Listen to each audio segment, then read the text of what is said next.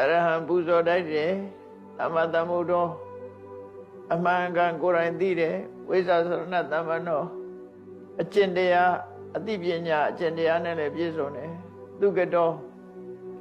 တရားတော်နဲ့ပတ်သက်ပြီးအောင်မြင်ပါရောက်ပြီးဖြစ်တယ်သို့မဟုတ်ပြစ်ကင်းသောစကားကိုမိန့်ကြားလေးရှိတယ်လောကဝိတုလောကအကြောင်းကိုကောင်းကောင်းသိသူဖြစ်တယ်အနုတ္တရောပုရိသဓမ္မတာရတိဆုံးမတိုက်တဲ့ပုဂ္ဂိုလ်ကိုဆုံးမတဲ့နေရာမှာတော့ထိတ်တန်းပုဂ္ဂိုလ်ဖြစ်တယ်တတ္တရိဝမနုဿာနံလူရိနတ်တွေရဲ့ရှေ့ဆောင်ရှေ့ရပြုတဲ့ဆရာသမားဖြစ်တယ်ဘုရားမိမိကိုယ်တိုင်သစ္စာလေးပါးကိုသိပြီးသူတစ်ပါးကိုလည်းသိအောင်ဟောပြောနိုင်သူဖြစ်တယ်ဘဂဝါ